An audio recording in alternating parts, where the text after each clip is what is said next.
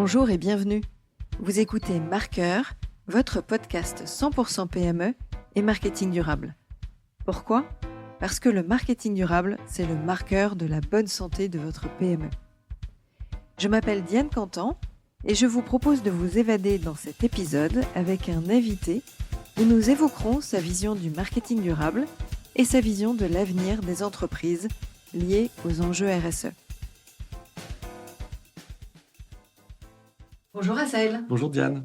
Enchantée. Merci d'avoir accepté d'être mon invité aujourd'hui pour évoquer un certain nombre de sujets, des sujets plutôt quantitatifs, des sujets de mesure qui ont certes un lien avec le marketing et la communication, qui a un lien plus global au niveau de la RSE.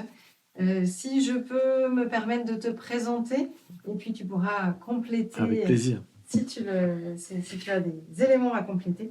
Donc, Assaël Hadari, tu es philosophe de formation, cofondateur et président d'Études Occurrence, président du CELSA Alumni Sorbonne Université et secrétaire général de communication et entreprise, expert de l'évaluation de la communication et de l'éthique des données. Oui. Tu interviens aussi au CELSA, à Sciences Po Paris et à Paris Descartes. Oui. Tu es auteur de plusieurs livres, et c'est aussi comme ça que je t'ai connu, dont le dernier est Communication Marketing Responsable, sorti en 2022, que j'ai acheté et que j'ai vraiment beaucoup apprécié. C'est d'ailleurs à cette occasion-là que j'ai aperçu, il y a quelques mois, une conférence que tu animais autour de la communication responsable, et je suis venue du coup en avril 2023 sur cette thématique-là, avec des tables rondes magnifiques, des beaux invités. Et donc, tu as très gentiment accepté de faire partager tes idées, ton avis, ton expertise auprès de mes auditeurs marqueurs aujourd'hui. Donc, je t'en remercie. Est-ce que tu Merci as à toi. des points que tu aimerais préciser sur ton parcours ? Un petit élément qui est plutôt sympathique, et de ce livre dont tu parles, a reçu en fait récemment le prix de l'Académie des sciences commerciales. Voilà, c'est le Grand Prix Grand Prix 2023. Mais au-delà du plaisir de recevoir des prix, ce que j'ai trouvé plutôt sympa, c'est puisque moi je m'inscris dans cette lignée-là, de dire que la communication et le marketing est une science, et est une science aussi au service du business, et pas juste un monde parallèle. Il y aurait le business d'un côté, puis le marketing et la com responsable de l'autre. Donc j'étais franchement content de recevoir un prix, mais ce prix-là en particulier, où il y avait tous les mots qui comptent pour moi, science et commercial. C'est pas forcément évident. Pas forcément évident. Déjà, de dire que le marketing et la com sont reconnus comme une science, c'est déjà pas évident. De dire qu'ils sont vraiment contributifs du business, c'est pas évident. Et de dire que le marketing et la com responsables sont bien liés au business. Alors là, c'était vraiment pour moi que c'est l'Académie des sciences commerciales, c'est une vénérable institution. Hein, c'est plus de 63 ans. Donc, qu'en 2023, ils priment ce livre-là. J'ai trouvé, au-delà de ma personne, c'était symbolique. On est en train de changer de... Je l'ai pris comme ce symbole-là. C'est ce que je leur ai dit c'est ce que je leur ai dit en recevant le prix. Après, j'espère que c'est pas juste un élément éphémère, mais en tout cas, au-delà de ma personne, je l'ai vraiment pris comme ça, plutôt pour la thématique. Okay. Félicitations. Merci. Et pour les futurs à venir. Oui, c'est ça, exactement. J'espère. J'espère. Alors, est-ce que tu pourrais nous décrire les prestations de ton entreprise ? Oui. Occurrence. Occurrence, c'est un cabinet d'études. Donc, cabinet d'études, ça veut dire qu'on fait des études qualitatives, quantitatives, qu'aujourd'hui, on regarde d'autres formats de data, celles des data issues des réseaux sociaux, ce qu'on appelle en bon français le social listening, c'est-à-dire l'écoute des réseaux sociaux et l'analyse. Et puis évidemment, mais ça va être tout l'objet de notre échange, on intègre de plus en plus d'autres données, et notamment les données de la RSE, pour conduire en fait des diagnostics complets et avoir finalement une équation la plus complète possible pour nos clients qui sont des entreprises ou des institutions publiques.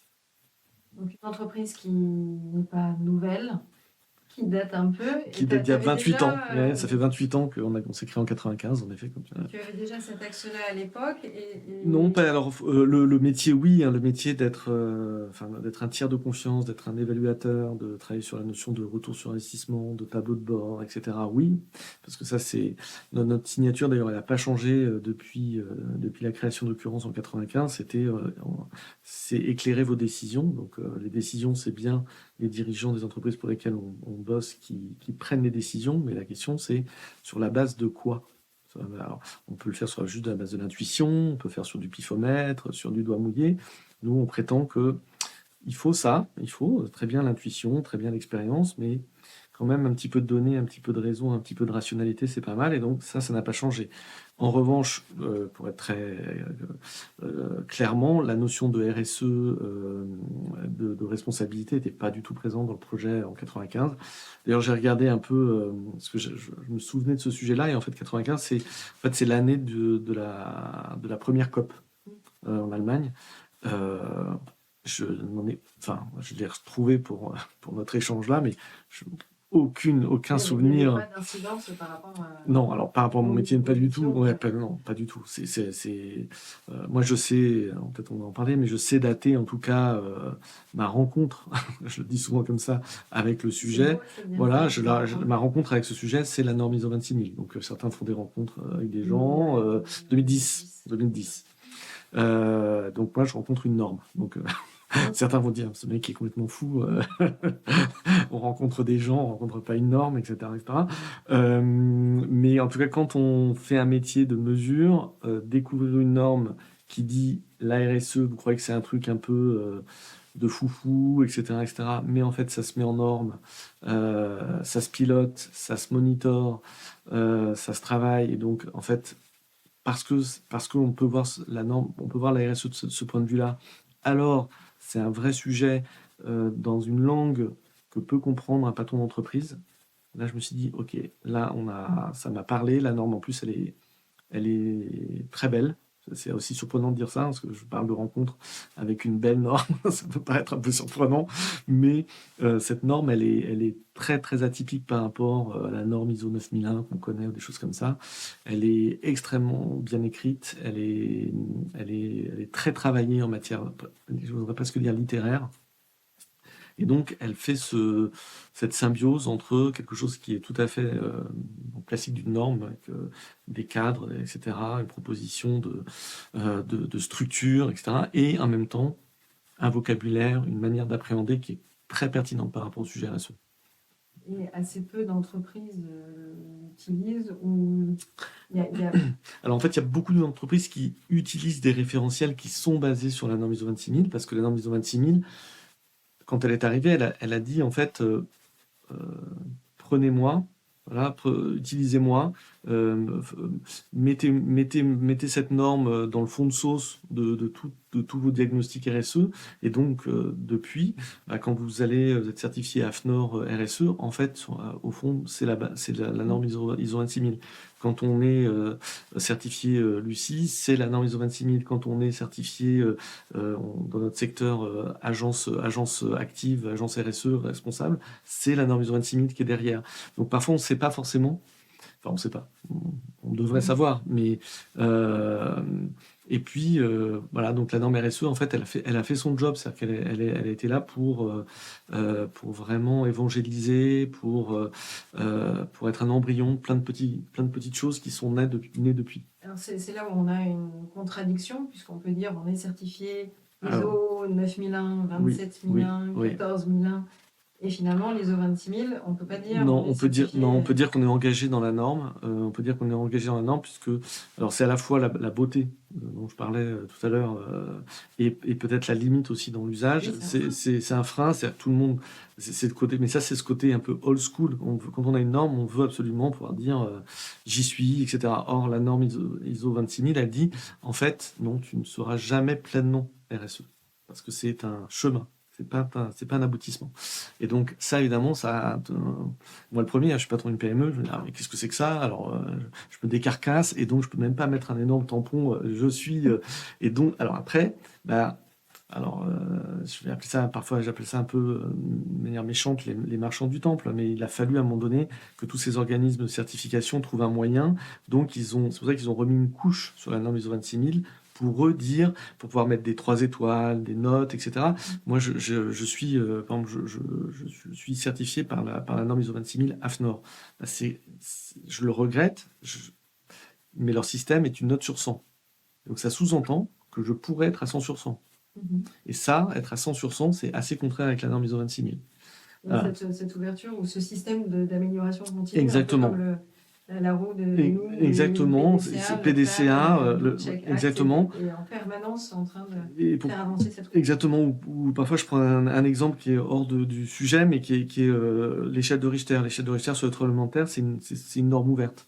C'est-à-dire que en fait, c'est pas un tremblement de terre de 8 sur 10 c'est un jour peut-être qu'il y aura un énorme tremblement de terre à 14 sur 14. Enfin, et en fait, la RSE, c'est plutôt apercevoir. Et j'aime bien faire le parallèle justement avec l'échelle de Richter et ce que ça sous-entend. C'est-à-dire que oui, parfois la RSE peut ou doit être un petit tremblement de terre et qu'il est sur une échelle de mesure ouverte. Et c'est aussi toute la complexité pour un dirigeant de PME que tu citais, pour toi ou pour d'autres, exactement. Qui ont du mal à s'y retrouver avec toutes ces normes et ces certifications ou ces démarches. Ouais. On parle aussi avec les missions à raison d'être, avec le label Bicorp, il y a Covadis qui est plutôt aussi souvent demandé dans les appels d'offres. Tout à fait. Il y a un gros... Il y a trop. Il y en a trop et finalement les entreprises se disent est-ce que je vais y arriver dans quel axe toi tu as choisi AFNOR ISO 26000 avec cet axe-là, tu as aussi écrit des livres, en tout cas au moins un que j'ai pas loin sur l'ISO 26000. Quels sont les 7 grands principes qui sont importants à gérer d'un point de vue de dirigeant d'une entreprise? Pour tes auditeurs, en tout cas, par rapport à la multitude, je pense c'est un choix, il faut choisir une norme. Idéalement, regardez surtout si derrière ce qu'on vous propose, il y a bien la norme ISO 26000, parce que c'est la plus robuste, la plus complète. C'est-à-dire qu'elle sera, sinon, c'est-à-dire que vous allez vous engager dans une démarche parcellaire qui est...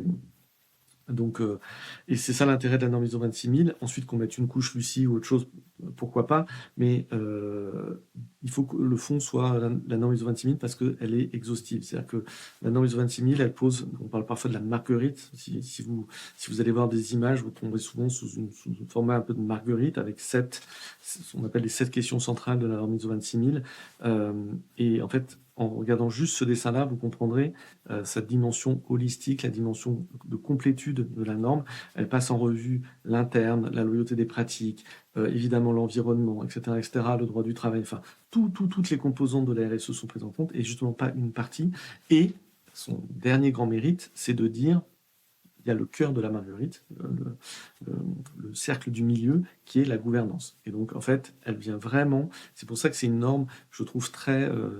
de patron, quoi. Enfin, une norme qui engage le dirigeant parce qu'on lui dit mais tu peux faire plein de trucs sur plein de sujets, tant que tu n'as pas intégré la RSE dans ta gouvernance, en fait, tu n'y es pas. Tu n'y es pas, tu n'y es pas. Pour tes auditeurs, donc, je vous dis, j'étais engagé dans cette norme, je me sens plutôt, en tout cas intellectuellement, en avance, etc.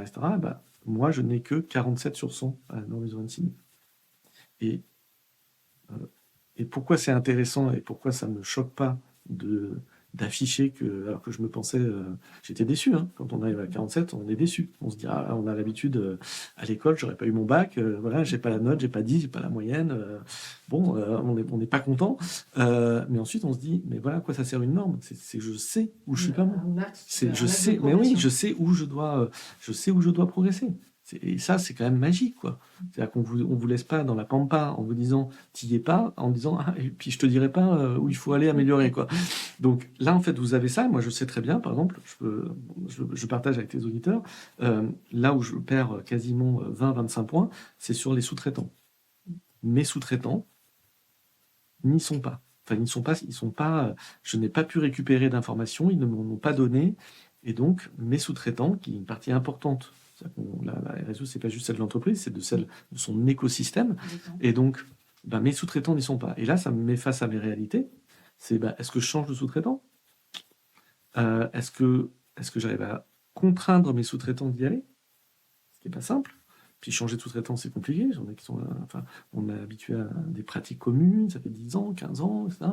Et donc, c'est pas simple pour gagner. Je sais, c'est ces 20-25 points qui seraient importants. Mais je ne sais. Aujourd'hui, on a mis en place des chantiers pour essayer de les gagner, mais ça n'est pas, c'est pas évident. Alors, tu as ce retour-là de toi vis-à-vis de tes sous-traitants, mais ce qui sous-entend aussi que tes clients Mmh. ont la même Tout à perception fait. vis-à-vis de toi, puisque Exactement. tu es leur sous-traitant. Exactement. Quel type de clients tu gères et comment tu les Ah. accompagnes? On travaille, on va dire, allez, on va faire 3 tiers, grandes entreprises, institutions publiques, on va dire toutes les formes d'institutions publiques, depuis les collectivités locales jusqu'à des agences ou même la Commission européenne. Et puis un paquet plutôt d'ETI, PME, ETI, plutôt ETI aujourd'hui. Et je vois que là, en étant prestataire pour eux, je vois que dans les demandes, cette dimension-là, est-ce que mon fournisseur est engagé d'une manière ou d'une autre, quand même, ça me rapporte des points. Même si je suis le premier à dire que être engagé dans la norme ISO 26000, ça ne m'a pas fait gagner un client, dans le sens, je sais flécher le fait qu'on a été retenu parce qu'on était ISO 26000 ou engagé dans une norme RSE. En revanche, je vois que je gagne des points dans les appels d'offres. Voilà. Qu'évidemment, par rapport à la réponse, comme on dit, la réponse technique, et puis à la réponse sur le prix, le fait que je sois engagé dans une norme RSE pèse peu. Néanmoins, je vois que je gagne des points par rapport à d'autres. En tout cas, tu as encore cet avantage-là, ou cette Exactement. avance. Oui. Oui. Et particulièrement, oui, c'est ça. Et particulièrement dans les appels d'offres publics. Donc là, si parmi tes auditeurs, il y a des gens qui travaillent pour le public, là, clairement, ça commence à devenir un élément plus que nécessaire. C'est un point, je pense, qui va commencer à faire vraiment la différence. Et ceux qui n'y seront pas, là, peut-être un jour, perdront des marchés. Dans les prestations que tu proposes, ou que propose le cabinet Occurrence, on est aussi sur ce point de départ, d'état des lieux, de mesure, pour des prises de décision X ou Y. C'est en fait notre métier pour un dirigeant ou la responsable marketing ou communication, c'est comme je dis souvent, c'est un GPS. C'est-à-dire que on va l'aider à cheminer dans un terrain qui peut être plus ou moins hostile ou plus ou moins concurrencé. Et pour qu'un GPS fonctionne, en fait, on s'en rend pas compte parce que ça s'est fait automatiquement dans nos GPS, mais il faut lui dire où on veut aller. Et puis, en fait, il faut lui dire aussi où on est. Sauf que, bon, là, comme il nous repère, il nous géolocalise, on n'a pas besoin de lui dire où on est. Mais dans le monde des études, dans le monde dans mon métier, nos études servent vraiment à objectiver l'état initial, le T0, pour arriver à ensuite pouvoir définir ces axes de progrès, l'angle de la pente. Voilà, est-ce que on va monter une petite colline ou est-ce qu'on va franchir le Tourmalet pour les amoureux du cycliste, du Tour de France. Quelle est la nature de la pente si on ne sait pas d'où on part? C'est très compliqué et là je pense vraiment aux patrons de PME, où on sait qu'on va peut-être avoir des investissements, que 1 euro est 1 euro, qu'il y a un sujet d'arbitrage ou de la notion de juste allocation, allouer ce dont on a besoin. Et ben, pour ça, il faut avoir une clarté du point de départ et de l'objectif du point d'arrivée. Il y a effectivement ce niveau quand on aborde la RSE, quand on se dit on a envie de faire du marketing durable et faire un challenging d'offres, de produits ou de services. Ça sous-entend, comme tu le disais, des investissements supplémentaires. Est-ce que le dirigeant de PME est prêt à l'entendre? Jusqu'à quel pourcentage versus son chiffre d'affaires il doit garder ou anticiper pour les années à venir? C'est-à-dire qu'aujourd'hui, c'est perçu comme dès qu'on parle de RSE, que ce soit sur le fond du sujet, sur le modèle économique, sur l'offre, le produit lui-même, ou bien sur sa dimension marketing, c'est toujours perçu là en ce moment comme même parfois une dépense. Moi, je préfère parler d'investissement, mais bon, un investissement supplémentaire, un coût additionnel. En fait, ce que je vois, c'est que petit à petit, on change le logiciel. Donc en fait, le marketing responsable, le fait de penser des offres ou des produits d'emblée responsables, ça va devenir l'hygiène de travail, la routine, la norme en fait. Donc en fait, aujourd'hui, c'est le temps de la transition qui peut apparaître comme plus coûteux, mais finalement, je vois des entreprises qui ont déjà évolué. En fait, elles sont déjà, comme on dit en bon français aussi, by design. Enfin, elles sont déjà dès l'intention et dès la conception des choses, dans ce mode où elles prennent en compte les impacts environnementaux, sociaux et sociétaux. En fait, c'est pas un coût supplémentaire à partir du moment où on réfléchit de cette manière-là. Ce qui est un coût supplémentaire, c'est quand on essaye de faire vivre deux mondes. Et là, voilà, il faut qu'on fasse vivre à la fois les offres et les produits et le marketing d'avant et quelque chose qui serait ceux de demain plus responsable. Là, en effet, c'est additionnel. Et finalement, tout le monde est imbriqué les uns dans les autres. C'est-à-dire les plus gros entraînent les plus petits, Oui, mais les plus petits ont aussi besoin d'anticiper et de se différencier. oui. Et est-ce que le cabinet, en l'occurrence, enfin, tu vois, jusqu'où va ton étape d'accompagnement avec l'état des lieux et la Oui. mesure, le début, le bas de la montagne? C'est ça, exactement. Bah, en fait, nous, ce qu'on ne veut pas être, parce que ça, c'est notre philosophie depuis 28 ans, c'est qu'on veut pas être, on veut garder la dimension tiers de confiance et ne pas être jugé parti.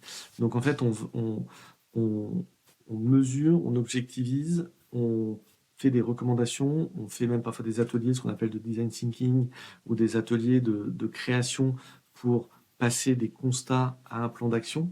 Mais la mise en œuvre du plan d'action, on veut surtout pas en être, alors que ce serait là aussi très cyniquement du chiffre d'affaires à portée de main, mais on veut surtout pas faire ça parce que là, on deviendrait, on perdrait notre neutralité. C'est-à-dire que, imaginez un peu si demain, je sais pas, vous faites une radio, vous avez un diagnostic médical, et puis que la personne vous dit que vous avez un problème de genou, et puis vous dit, bah, justement, mon fils, mon cousin, ma femme, c'est le spécialiste du genou, allez le voir. Bon, on se dirait peut-être que le diagnostic n'est pas complètement impartial. Voilà.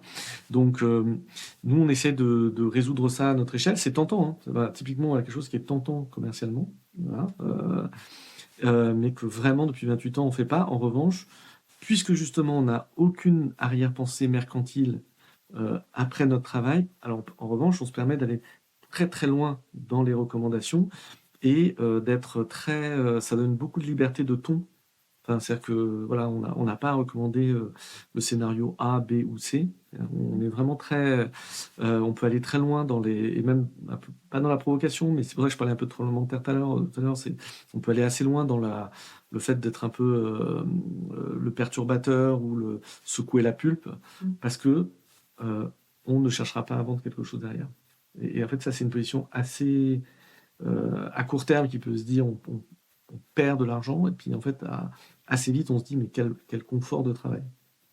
Dans les recos de clients que tu as pu avoir, est-ce qu'il y a eu cette notion de disrupter complètement l'offre ou de dire carrément même je peux être amené à suggérer dans les hypothèses de supprimer une gamme de produits, de services parce que ça ne rentre pas dans les attentes futures des consommateurs qui sont en lien avec cette démarche durable responsable? Alors oui, plusieurs réponses dans ta question, mais oui, ça arrive qu'on aille jusqu'à proposer dans l'innovation, soit on parle de l'innovation incrémentale, soit on parle d'innovation rupturiste. Et donc quand c'est rupturiste, ça peut remettre en question des états de fait ou des lignes de produits ou la manière de présenter ou même une offre.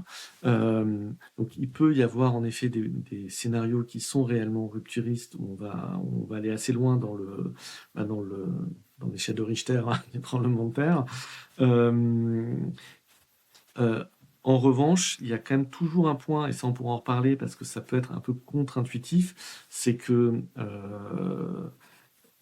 la question est, la sous-question dans ta question, c'est est-ce que c'est par rapport à un point de vue de consommateur? Et en fait, parfois le consommateur est beaucoup plus réactionnaire et conservateur que l'entreprise. Et c'est ça, en fait, c'est dans ces cas-là que c'est beaucoup plus compliqué. Parce qu'en fait, le consommateur, il n'est pas forcément prêt. Il aime bien son Nutella et il a envie d'avoir du Nutella, quoi.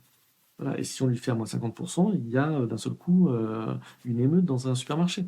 Donc en fait, c'est pour ça que ça replace beaucoup plus c'est pour ça que moi je parle plutôt de marketing responsable que durable, parce que ça remet un mot qui est important, c'est que le dirigeant d'entreprise, il est responsable. Alors que responsable, ça s'applique plus à une personne morale, l'entreprise, à une personne physique qui est le dirigeant, alors que durable, on sait tous qu'on n'est pas durable nous-mêmes. Donc, voilà. Donc, alors que responsable, on peut quand même avoir l'espoir de l'être. Donc, c'est la différence que tu fais entre C'est le ouais, responsable et le durable, c'est- parce que souvent on a ouais. marketing responsable, Ça, marketing c'est durable. ouais. C'est ta vision. En fait, ça, c'est plutôt l'argument pour impliquer mon interlocuteur qui est le dirigeant d'entreprise en lui disant, toi, tu es responsable, mais tu n'es pas durable. En fait, tu sais, tu vas pas durer. Mais par contre, pendant tout le temps de ta vie, tu vas être responsable. Donc, c'est une manière de... Après, il y a l'autre nuance plus technique, c'est que dans responsable, souvent dans durable, il y a principalement, on va dire, l'idée d'environnement. Alors que dans responsable, il y a aussi tous les autres enjeux qui ne sont pas que l'environnement, c'est les notions de diversité, les notions d'inclusion, etc., etc., que moi, je retrouve plus, justement, cette norme ISO 26000, c'est-à-dire la dimension, ces fameux 7 piliers de l'ISO 26000, je les retrouve plus dans nos responsables que durables. Voilà. Mais sinon, ce petit point plus personnel, je pense que c'est comme ça aussi que le dirigeant doit percevoir quand nous on arrive avec un diagnostic. Il peut y avoir parfois, encore une fois, une vision un peu confortable en disant bon, je me sens engagé, mais puisque mes consommateurs n'ont pas l'air super engagés, on va rester plan-plan. Voilà. Et donc c'est là où il y a un effet de courage, on peut appeler ça comme ça, je pense, de courage, d'intuition, où là, c'est là où d'autres éléments peuvent prendre le pas. Mais quand on regarde les françaises, ça peut être décevant, ça peut être triste, ça peut être ce qu'on veut, mais nous, toutes les études convergent vers le fait que la France, les Français, dans leur ensemble, il n'y a pas de génération Greta, que quand on regarde des chiffres un peu violents, les Français continuent, et c'est même des pics, ils jettent 8 kilos de vêtements par an, ils ont 5,6 écrans par foyer, et on est devenu en 2022 le deuxième pays après les États-Unis en nombre de piscines par habitant. Après les États-Unis, quoi. Après les États-Unis, c'est la France. En ratio piscine, donc on dit aux Français qu'il y a un chaos climatique devant nous. Leur première urgence, c'est de se faire construire une piscine. Parce que, oui, ça va rafraîchir, quoi. Donc c'est pour ça que c'est... Et donc, vous voyez, c'est là où... c'est là où on peut pas tout attendre. Et c'est ça qui peut parfois être perturbant pour un dirigeant et qui peut lui faire peur. C'est que l'entreprise, au travers de ses offres, au travers de ses produits, elle a une grande partie de la transformation. Et si on s'en remet que aux consommateurs, clients, citoyens, non. Il y a un axe visionnaire que le dirigeant doit avoir. Je pense, oui. Et c'est vrai que moi, en marqueur, le mot de marketing durable, puisque j'intègre cette notion de durabilité dans le temps de l'offre ou du service, bien après la vie du dirigeant qui va s'arrêter. Et je le vois de façon plus globale, et aussi parce que le marketing dit durable, j'intègre aussi la notion de responsable, et synonyme de marqueur de la bonne santé de l'entreprise. Pour moi, c'est le cœur du départ. C'est-à-dire que si un jour le dirigeant a décidé de créer son entreprise, d'entreprendre, c'est parce qu'il avait une proposition d'offre, de produit ou de service, et qu'il y avait un besoin en face. Donc il a bien eu cette démarche de création d'offres, de marketing, et que quand on le fait avec le cœur, forcément, on embarque les gens plus loin. Qu'est-ce que ça t'inspire, marqueur? Alors, je vais répondre sur ce point-là, mais tu as employé un autre mot avant, qui est la notion de besoin. Et en fait, si on est sur le besoin, certes, mais en fait, il y a là où ça coince pour moi, c'est qu'on est très souvent sur le fait de donner envie et pas simplement de répondre à un besoin, en fait. Et ça, c'est quand même... c'est quand on regarde l'histoire du métier de marketeur et de communicant, là, je laisserai tes auditeurs aller farfouiller, voir la vie et l'œuvre d'un dénommé Ernest, qui est un peu le père de nos métiers, début du XXe siècle, qui a un peu posé tous les fondamentaux qui restent assez valables sur la notion d'influence, sur la notion de désirabilité, d'attractivité, etc., qui a une vie très très singulière. Lui, une des citations qu'il a rendu célèbre, il a écrit un livre qui s'appelle Propaganda, donc Et une des phrases il évoquait souvent en disant: mon métier, c'est de souffler aux gens des rêves qu'ils n'ont pas encore eus. Et donc là, on n'est pas du tout sur un besoin. C'est-à-dire qu'on est vraiment sur le fait on n'a pas besoin de Nutella. Enfin, j'ai rien spécialement contre Nutella, enfin un petit peu, mais pas plus que ça. Mais on n'a pas besoin de Nutella fondamentalement pour vivre. On en a envie. Et donc la question, c'est cette envie. Il y a quand même un bon nombre d'entreprises, de PME, de TI, de grandes entreprises qui sur l'envie des gens et pas sur leurs besoins. On n'a pas besoin d'avoir 8 kilos de vêtements par an qu'on jette. On en a envie. Et c'est toute cette nuance entre consommer moins mais mieux ou consommer utile. C'est-à-dire, effectivement, j'ai eu la chance d'échanger avec Jacques Attali, pas si longtemps que ça, sur l'impact positif du soloprenariat. Et il aborde cette économie de la vie versus la mort. Donc, l'ensemble des entreprises qui devraient se poser la question de est-ce que mon produit, mon offre est utile pour la planète? Est-ce qu'il y aura une utilité pour les générations futures? Et donc, il fait un distinguo avec les entreprises qui devraient mourir ces prochaines années et d'autres qui vont perdurer parce qu'il y a cette notion d'utilité. Et donc, effectivement, de répondre à un besoin. Tu cites le textile, c'est une évidence. On pourrait vivre des années sans avoir à produire de nouveau un mètre de tissu ou un mètre de produit, et on peut habiller toute la planète avec. En fait. Et en même temps, en tout cas, aujourd'hui, on n'a pas forcément une réponse, parce que moi, j'essaie toujours d'être, c'est peut-être mon propre de mon métier ou la déformation professionnelle, mais j'essaie toujours d'être mesuré. C'est vraiment sans jeu de mots, vraiment, mais j'ai quand même pas de vision très claire sur mais qu'est-ce qu'on fait de ces dizaines de millions d'emplois, ou peut-être centaines de millions d'emplois à l'échelle du monde, sur ça, à la place de ça. Ok, on enlève le textile, on enlève la voiture, mais on parle de centaines de millions. Enfin, on ira, ça parce que là, on est sur des besoins d'occidentaux, mais qui font vivre l'économie. Aussi. Et c'est pour ça que moi, je suis pas du tout condescendant sur la notion de financement nord-sud. Voilà, c'est un vrai sujet aussi. On dévie un peu. Oui, on dévie un peu. Mais par exemple, sur ces sujets, voilà, c'est quand même sur ces sujets-là où c'est pour ça que moi, dans la notion de responsable, et d'ailleurs dans l'ISO 26000, il y a bien la dimension économique de l'entreprise aussi. Elle doit avoir une croissance, l'ISO 26000 ne plaide pas, enfin, d'une manière générale, ne plaide pas pour la décroissance, par exemple. Et donc c'est un point, ça c'est des points durs que j'ai souvent dans les débats que j'ai avec des gens de la communication ou du marketing, où il peut y avoir des gens plus, on va dire, plus militants, voilà, et donc on a des débats sur ce point-là. Pour vous donner un exemple, là aussi il faudra aller voir, mais il y a une publicité pour Renault, un véhicule Renault hybride très récent, où en fait on voit quasiment pas le véhicule en mouvement. Il est arrêté dans le garage. On voit la même pub. Voilà, il y a à un moment donné, il pleut et la dame ouvre la voiture. On croit évidemment qu'elle va monter dedans. En fait, elle prend juste le parapluie qui est dans sa voiture. Le matin, il y a ses enfants, ils sont en retard. On comprend qu'ils sont en retard pour aller à l'école, mais finalement, elle va leur dire allez, on y va à pied. Un peu contre l'avis de ses enfants qui auraient préféré y aller paisiblement, etc. etc. Et ça, c'est une publicité qu'on n'aurait pas vue il y a encore 3 ans. Voilà. Néanmoins, quand je discute avec un certain nombre de mes petits camarades, ils me disent oui, mais ça reste une publicité pour vendre une voiture qui pèse, je sais pas, je ne connais pas le 500 kilos, enfin voilà, etc. etc. Et donc, on a des débats sur... mais voilà, on est toujours dans un sujet de consommer la propriété d'une voiture.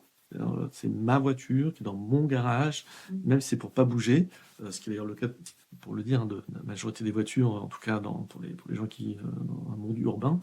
Donc voilà, c'est des débats qu'on peut avoir comme ça et qui à la fin, viennent questionner en effet plutôt le sujet croissance, décroissance, monde capitaliste, etc. Mais on s'éloigne un peu. Mais par rapport à ce que tu évoquais sur le marqueur, et ça c'est un point sur lequel je te rejoins en partie, mais on peut avoir un point ensuite mais là aussi c'est ma déformation professionnelle. Moi, le sujet du cœur, je le vis, et en tout cas ça a été un élément qui est très en amont, c'est l'étincelle. Pour moi, c'est vraiment l'étincelle qui fait que je bascule et que j'agis, mais ensuite c'est moins ma boussole durablement, c'est-à-dire que je suis plutôt un être à sang plus froid peut-être. C'est-à-dire que je,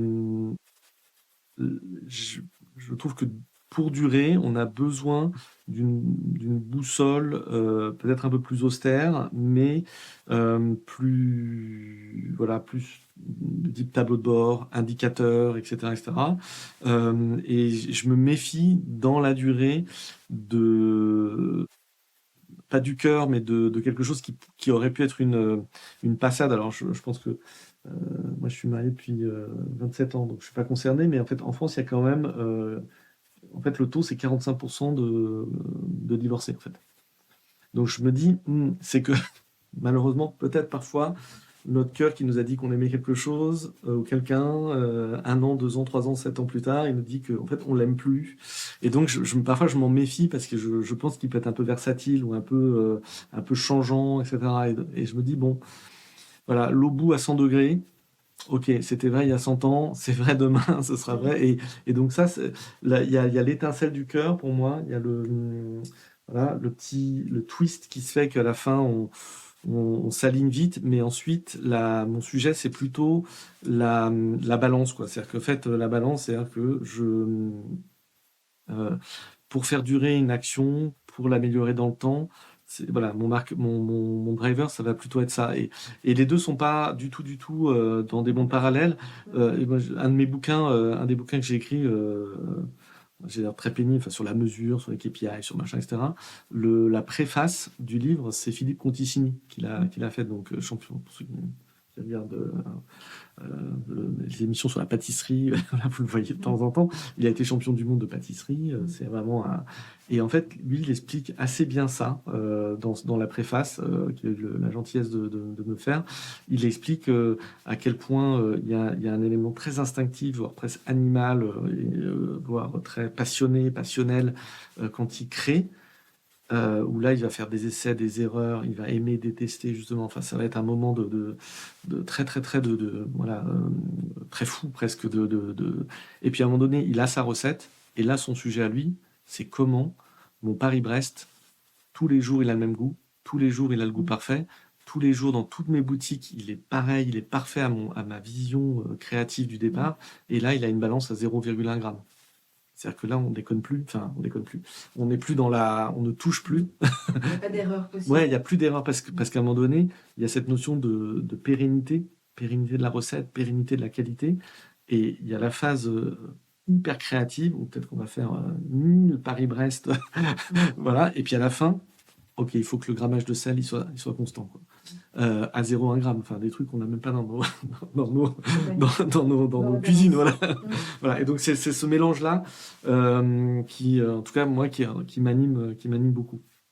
Alors tu parlais de KPI et d'indicateurs. Quels sont les indicateurs clés qu'un directeur market ou un directeur com peut suivre? Et puis après, on abordera peut-être des indicateurs plus globaux RSE que le dirigeant d'entreprise peut gérer.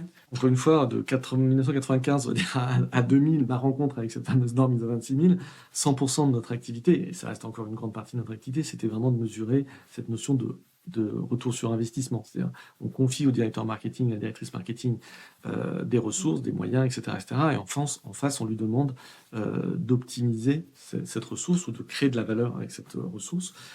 Souvent, il y a ce qu'on appelle, alors là je vais employer 2 mots un peu intello, mais il y a ce qu'on appelle des effets cognitifs, c'est-à-dire que ce qu'on demande à un directeur marketing, c'est de transformer l'opinion. C'est là où on retrouve la notion d'influence. Transformer l'opinion, ça commence par de la notoriété. C'est-à-dire, voilà, je dois faire connaître ma marque, mon produit, mon offre. Je dois ensuite la faire comprendre, parce que connaître, c'est pas comprendre. On doit comprendre, par exemple, pourquoi mon prix est mon prix. Si je suis dans une offre un peu premium, pourquoi ton produit à toi, il vaut 15% de plus que le concurrent. Ça, c'est encore cognitif, mais c'est aussi le travail de pédagogie, de faire comprendre. Et puis ensuite, on va éventuellement avoir une étape encore d'indicateurs, donc c'est des KPI cognitifs, c'est la notion d'adhésion. Notamment quand on est dans l'innovation, c'est ce qu'on teste beaucoup, est-ce que le niveau d'adhésion à une innovation. Et puis il y a une dernière étape qui est encore le stade ultime des effets cognitifs, c'est la notion d'incitation à. Voilà, ça on mesure tout ça, et c'est des KPI dans le tableau de bord du directeur marketing, il y a tout ça. Et après, on passe dans des indicateurs qui sont ce qu'on appelle des indicateurs conatifs, d'effets conatifs, c'est les comportements. Donc, ça peut être, par exemple, le fait que quelqu'un clique et je génère un lead. Générer un lead, le nombre de leads générés, c'est souvent des indicateurs de base du directeur marketing en termes de ROI. Tout ça, en fait, ça s'inscrit souvent dans ce qu'on appelle, là aussi en bon français, un funnel ou un entonnoir. Et puis, j'aime bien l'expression parce qu'elle c'est un mot qui nous vient du religieux, c'est la notion de conversion. On n'arrête pas de dire, enfin, le directeur marketing, il convertit. Il convertit des gens qui ne connaissaient pas la marque en personnes qui connaissent la marque, qui ne comprenaient pas, qui la comprennent, etc. Et on fait tout le cycle. Et ça, c'était avant. Enfin, c'était avant. Ça reste une vérité. Les KPI classiques. Voilà, les KPI, voilà, parce que il y a cette dimension business sans chiffre d'affaires. En fait, il n'y a pas non plus de RSE. Donc, mais aujourd'hui, il y a une nouvelle injonction légitime qui arrive en disant, OK, tu dois avoir un ROI et en même temps, et là c'est un élément majeur, tu dois veiller à minorer tes impacts environnementaux, sociaux et sociétaux. C'est-à-dire que oui, tu vas continuer à faire ton salon professionnel parce qu'il est majeur pour ton business, tu vas avoir un stand sur ton salon professionnel, mais ce stand, tu vas le faire différemment, tu vas le penser différemment, tu vas je sais pas si tu as des... et c'est pas que on verra, ce n'est pas que des indicateurs carbone ou etc. Tu vas aussi probablement penser les choses différemment sur ton stand. Nous, on travaille beaucoup sur la dimension événementielle, sur la mesure de l'impact de l'événementiel. Il y a un élément qui change très très radicalement depuis déjà plusieurs années. C'est par exemple le fait que les hôtes et les hôtesses ne sont pas forcément des mannequins. Et oui, là, on n'est pas sur du carbone. Oui, on n'est pas sur du carbone. L'inclusion, voilà, la diversité. Exactement. Moi, je me souviens, il n'y a pas si longtemps, par exemple, dans les agences d'hôtes et d'hôtesses, je crois que vous n'aviez pas plus que de la taille 40 ou au 38, un truc comme ça, quoi. Donc, en fait, et ça, alors, je ne dis pas que c'est plus le cas, pas du tout à 100%, mais c'est plus du tout le cas. Enfin, c'est beaucoup, beaucoup, beaucoup moins le cas. Donc, en fait, on n'est pas que sur des sujets carbone. Et on n'est pas que sur... je me souviens encore, dans des grands salons professionnels, il n'y a encore pas si longtemps que ça, mais plus récemment, pour attirer le chaland, on avait parfois même des défilés qui n'avaient rien à voir, des défilés de jeunes filles en maillot de bain qui n'avaient rien à voir avec le sujet, le propos du stand, quoi, en fait. Bon, ça c'est fini. Mais heureusement, il y a des grands événements aussi qui ont donné le ton. Le Tour de France, il s'est radicalement transformé aussi par rapport à ça, hein, sur tous les plans. Oui, Carbone. Des critiques aussi. Exactement. Il y avait des critiques, etc. Et donc, et ça fait 4 ans que ASO fait des grands efforts, et c'est très bien, et c'est pas fini, les efforts continuent, etc. etc. Donc, les JO l'année prochaine. Exactement. Complètement. Tout sera scruté aussi. Totalement. Et voilà, exactement. Par exemple, je sais pour avoir suivi un peu le sujet, vous aurez mais c'est là où je pense que cet exemple-là, sciemment, parce que vous allez voir, il y a cette ambivalence, vous n'aurez quasiment plus d'accès à des bouteilles de coca, mais ce sera du verre consigné et des fontaines. Mais d'autres gens pourraient me dire, ah, mais ça reste du coca. Et, c'est comme tout à l'heure avec la voiture, c'est-à-dire que Coca va vendre du Coca, simplement ils vont le vendre différemment que le faisaient avant. Et c'est là où on peut avoir des degrés d'idéologie, enfin des degrés vis-à-vis du sujet qui peuvent varier. Moi, j'essaie toujours de voir le verre à moitié plein et de me dire c'est un progrès, c'est une amélioration notable, etc. etc. D'autres qui ont une vision un peu plus stricte ou radicale, ou c'est tout simplement un sujet d'urgence, peut-être pas sur lequel je peux m'auto-diagnostiquer en disant j'ai peut-être pas le même niveau d'urgence que d'autres, vont avoir une position pas similaire à la mienne. Est-ce que tu peux me citer quelques actions durables et responsables dont dépendent les équipes market? Donc, en tout cas, quand on réfléchit à, si on veut demain se dire, je me mets à faire non plus du marketing, mais du marketing responsable. Et moi, je rajoute toujours, pour pas oublier l'autre dimension, en fait, on fait du marketing efficace et responsable. Pour que les deux mots cohabitent tout le temps, pour pas qu'on se dise, tiens, d'un seul coup, mes équipes, s'il y a des dirigeants de PME, ils me disent, bah oui, mon directeur marketing, je le paye pas pour sauver la planète, en gros. oui, il faut qu'il ait toujours, je vous confirme qu'il faut qu'il ait toujours des indicateurs de ROI. Mais Ouais. voilà, il doit avoir en plus des indicateurs. Donc on va avoir des indicateurs de type, et moi je parle souvent d'éco-socioproduction et pas juste d'éco-production. Donc les actions de marketing, on doit les éco-socioproduire. Et on peut mesurer, et là on va me dire, ah là, mais mesurer son bilan carbone, il faut un prestataire. Eh ben non, aujourd'hui on a des outils, certains outils qui sont gratuits. On a une calculette universelle gratuite qui est fait par l'association des agences conseillers en communication, la ACC. C'est un tableur Excel bien fait avec EY. C'est fiable, c'est simple. Et en tout cas, si on veut... Sur toute la partie événementielle. Sur toute la partie notamment com. événementielle, objets publicitaires, Ouais. vidéos, etc. Donc, si vous faites de la publicité, bon, là, c'est plus pour des annonceurs, voilà, mais il y a aussi ça. Et en fait, résultat, on peut s'y mettre sans effort. Enfin, c'est-à-dire que c'est pour ça que on dit toujours, là où il y a une volonté, il y a un chemin. Hein, et avant, sur le chemin, on me disait, ah ouais, il y a la volonté, mais quand même, tout ça, ça coûte cher et tout. Bon, aujourd'hui, il n'y a plus que la volonté qu'il faut mettre en œuvre parce que globalement, on a des outils. Le chemin Ouais, est prêt. le chemin est prêt et les outils, C'est ouais, vrai que par rapport à il y a 10 ans, exactement, 15 ans, ouais, exactement. bien avancé sur le Ouais, sujet. vraiment. Et puis voilà, les outils, tous les prestataires, toutes les chaînes de valeur, la chaîne, par exemple, la chaîne des traiteurs, la chaîne des standistes, vous trouverez à chaque fois des prestataires qui ont fait le travail, qui ont fait l'effort. Donc là, il n'y a plus beaucoup d'excuses pour dire, oh là là, mais moi, je ne trouve pas le prestataire, je ne trouve pas l'outil, je ne trouve pas le machin.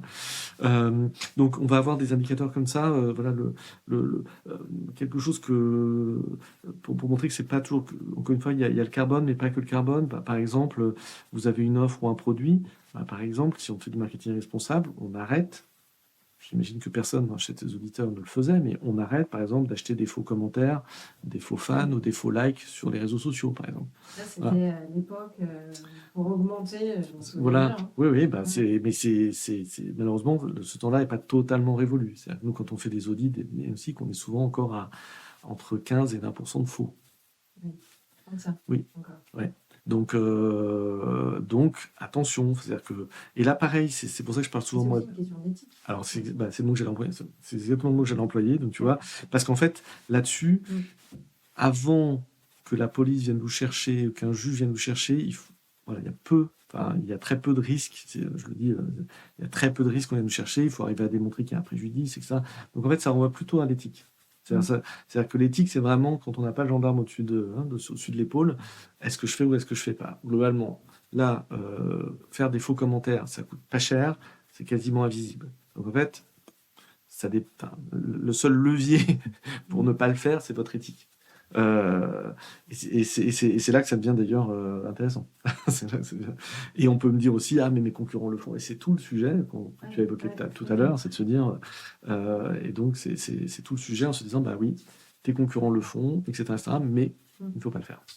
Un axe de différenciation. C'est aussi ce que tu abordes, cette notion de sincérité et d'honnêteté dans la transparence des messages marketing qui se retraduisent dans les outils de com et tout à fait. Dans ce qui se décline complètement sur les campagnes de pub, sur d'autres sujets. Exactement, cette notion d'humilité, voilà, d'un discours d'humilité, de dire qu'on n'y est pas si on n'y est pas, de pas survendre, si évidemment d'être toujours en marketing et en com, c'est le point de base du marketing responsable, c'est le discours de preuve.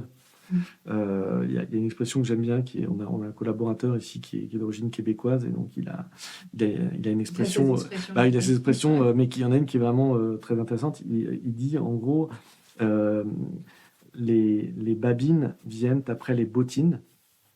D'abord on fait, et après on parle. D'accord. Voilà. Donc les babines, elles viennent après les bottines. Voilà. Donc, d'abord on fait les choses, d'abord on délivre. Puis après, on raconte. Après, on a la légitimité pour raconter ce qu'on a accompli. Voilà, dit dans un discours de marketing, ça s'appelle un discours de preuve, voilà, et de vraies preuves avec un tiers de confiance, c'est-à-dire pas des autolabels, pas des évaluations qu'on a fait dans sa cave tout seul dans un coin, etc. Est-ce que tu peux nous parler aussi de ton triptyque autour de la raison d'être? Oui, moi je parle souvent, face à la raison d'être, et on a eu beaucoup évidemment, on a fait beaucoup d'études pour des entreprises, soit en amont, soit en aval, soit pendant. Ouais, voilà, sur les sujets de raison d'être. Et en fait, le vrai constat que nous on fait, c'est là toujours pareil, il y a un petit côté juge de paix dans les études, c'est de se dire, mais finalement, euh, à côté de ta raison d'être, quelle est ta raison de faire? Qu'est-ce que tu délivres pour de vrai? Et notamment, au moment de la crise Covid, certaines entreprises ont été confrontées à un moment intense où c'est justement, enfin, selon la phrase un peu connue, c'est quand la mer se retire que l'on voit qui se baigne tout nu, quoi.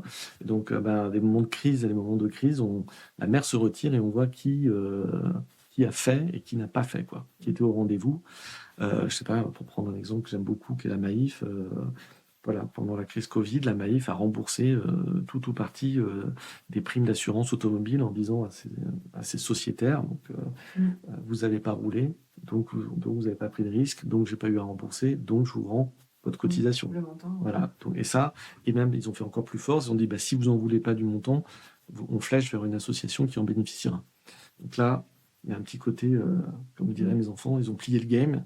Il n'y avait pas beaucoup de choses qu'on pouvait faire. Et là, on n'est pas dans la tchatch, on est vraiment dans le faire. Et puis, je rajoute, moi, un autre élément, et ça, d'ailleurs, c'est bon, c'est pas marrant du tout, d'ailleurs, mais je le disais bien avant les sujets sur l'inflation, mais je disais, le triptyque, c'est raison d'être, raison de faire et raison d'avoir. Il y a un vrai sujet, et là, on en revient à cette notion. Si une innovation, si un élément RSE, si votre raison d'être aboutit à une offre ou des produits qui ne sont plus achetables par vos clients, vous ratez la raison d'avoir.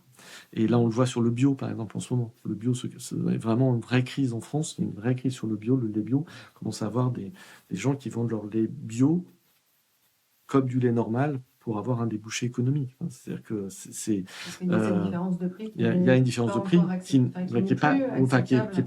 pas accédable. C'est pas que là, le groupe IFOP vient de sortir il y a une grande partie de la France qui a en gros qui reste chaque mois avec 100 euros sur.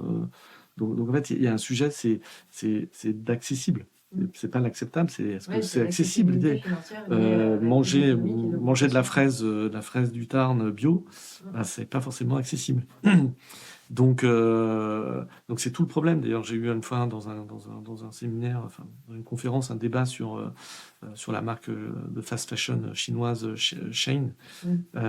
Et il y a des personnes qui me disaient mais enfin, c'est très condescendant de critiquer parce que moi ça me permet d'accéder à quand même des vêtements à la mode. Voilà. Et donc il y a tous ces débats-là entre la raison d'être et la raison d'avoir en fait. Donc moi, à chaque fois que je parle de cette notion d'entreprise à mission, de raison d'être, j'essaie d'amener mes clients à vraiment réfléchir sur vraiment aussi le pacte de l'action. Enfin, qu'est-ce qu'on fait concrètement, enfin, ou stress tester la raison d'être face à l'agir et quand même mettre toujours cette composante économique dans ce troisième pilier en disant mais à la fin des fins, qui achète quoi concrètement? Est-ce qu'il y a ce marché exactement. et quelle est la taille de ce marché? Exactement. Ou alors sinon on arrive sur des niches. Oui. Après ça peut être un choix. Voilà. Un choix de positionnement. Voilà, ça peut être un choix de positionnement. Complètement. Qui peut complètement évoluer par rapport au démarrage de l'entreprise avec sa vision de produit ou de service. Ça fonctionne aussi bien pour le B2C que pour le B2B. Il y a les deux réflexions. Tout à fait.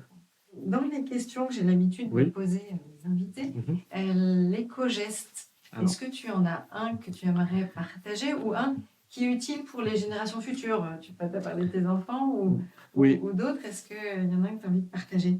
Alors, j'en ai un que j'ai envie de partager et bon, cette question-là, on l'avait préparée. Enfin, tu m'avais dit que tu posais cette question-là en permanence, etc. Donc, elle m'a fait réfléchir parce que je me suis dit... Lequel et en fait, je me suis dit, je vais prendre en tout cas quelque chose qui me représente et qui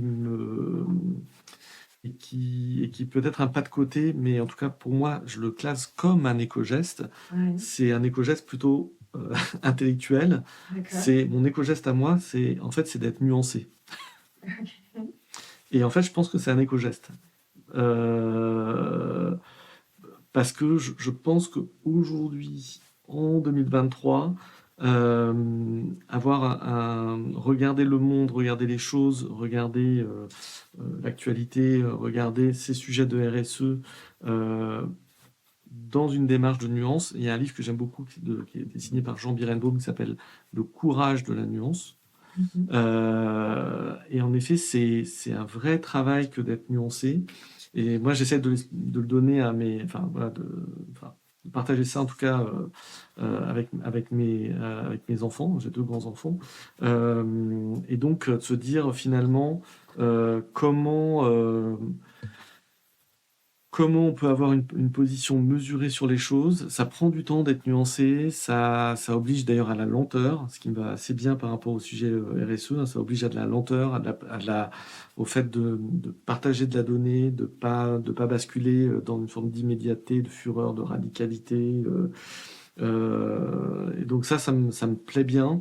En fait, c'est ton côté philosophe qui parle plus que ton côté... Bah, c'est les deux parce qu'en fait, c'est aussi la nuance, elle arrive aussi quand même par les éléments scientifiques. Si on veut essayer de, alors, il y a du côté philosophe, c'est la dimension de doute. Pour être nuancé, en tout cas, il faut pas croire qu'on a toujours raison, ça c'est sûr. Enfin, faut accepter que l'autre peut avoir un autre point de vue et peut-être se dire que on peut essayer de le comprendre.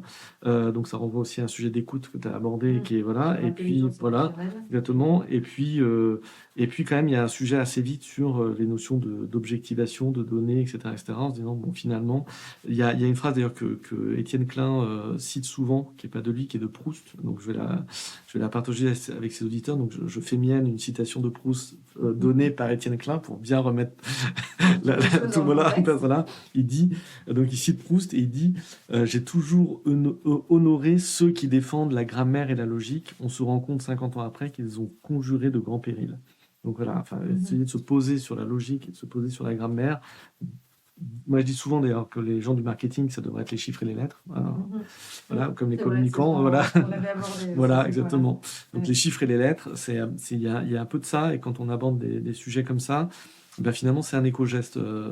Si tout le monde était plus nuancé, je pense qu'on arriverait à trouver des solutions, par exemple, plus désirables, plus durables, voilà, avec moins d'à-coups, avec moins de violence, avec moins de...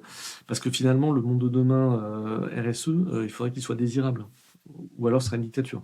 Parce que sinon, c'est tout le sujet. Et c'est peut-être là le problème aujourd'hui, oui. C'est qu'il n'est pas suffisamment désirable pour... en faire un monde attirant. Exactement, c'est exactement ça. Avec toute la nuance des Mais c'est pour ça, exactement. Mais c'est pour ça que les gens du marketing et de la com ont un rôle majeur. C'est à eux de rendre les solutions responsables en matière de RSE désirables. Donc c'est un énorme job. Hein. C'est quand par exemple Jean Covici, qui est plutôt qui fait des BD pour rendre les choses pédagogiques, etc. Mais quand il dit dans votre vie vous aurez le droit à 4 vols en avion, point. Et après, ce sera le tirage au sort. Ça, il le dit avec justesse, il le dit avec plein de data, etc. Mais je ne sais pas ce qu'on pensait des auditeurs quand ils nous écoutent, mais moi, c'est dur. Voilà, c'est ça, c'est complètement pas désirable. Quand je regarde ma vie, moi j'ai donc 50 ans passés, si on m'avait dit à 22 ans, d'ailleurs, je crois que mes 4 vols, je les avais déjà pris à 22 ans, donc que j'en aurais plus. Là, en tout cas, au regard de mon âge aujourd'hui et de ce que ça m'a permis de découvrir comme culture, comme diversité, etc., je me dis, ça, c'est pas désirable. Donc, comment on fait, quoi? Voilà. Et ça va être les gens... Mais ça... Est-ce que ça va être le mot de la fin Est-ce que tu as pensé à un invité que je pourrais convier à un futur épisode? J'aimerais bien que tes auditeurs entendent Thierry Libart. Thierry Libart, qui a justement eu un pied dans l'entreprise pendant des années, qui a ensuite passé une thèse, qui est devenu un patron de laboratoire de recherche en sciences de l'information et de la communication, qui est aujourd'hui membre du Conseil économique et social européen, qui a écrit pas mal de bouquins sur le sujet de la RSE. J'ai lu son dernier. Voilà, qui s'appelle Les vents porteurs, qui est très intéressant justement sur l'incommunicabilité, ou justement cette difficulté à communiquer des sujets de RSE et de transition écologique. Et c'est un personnage intéressant parce que il a par exemple eu l'idée, l'étincelle, c'est lui qui a pensé l'indice de réparabilité. Et au début tout seul, puis ensuite il a réussi à agréger 2 personnes, 3 personnes, 5 personnes, des associations, etc. Et au final, ensuite, il y a un vote à la Commission européenne sur l'indice de réparabilité. C'est-à-dire et c'est là où je trouvais ça intéressant, au-delà de pourrais aborder avec lui, Oui. l'obsolescence programmée. par Et voilà, exemple. exactement, tous ces sujets-là. Non, mais tous ces sujets. Et c'est intéressant de voir que une personne seule au début qui est motivée, alors qui sait bien réfléchir, qui a un réseau personnel, etc., peut arriver à quelque chose qui transforme l'Europe. Parce que c'est ça le sujet, quoi. Et donc, c'est intéressant à écouter. Ce serait un vrai plaisir de. On va faire en sorte que ça se passe. Écoute, merci Ansel. Merci beaucoup. Merci à toi. Pour tout le temps, pour ces échanges très instructifs, plein de mots. L'échelle de Richter, regardez avec cette boussole RSE qui peut aussi nous guider avec l'ensemble d'indicateurs et d'indicateurs nouveaux à suivre en mesure pour les marketeurs et les communicants. Ce GPS à garder en tête, ce triptyque de raison d'être. Enfin, voilà, il y a plein de choses que tu as citées et qui vont marquer dans l'esprit, j'en suis sûre, les auditeurs. Donc un grand merci. Merci Diane, merci à toi, merci beaucoup, bientôt. Merci. Merci d'avoir écouté ce podcast Marqueur. J'espère que les propos de mon invité vous ont inspiré. Si vous avez apprécié ces échanges, n'hésitez pas à vous abonner à Marqueur et à liker l'épisode. À très vite.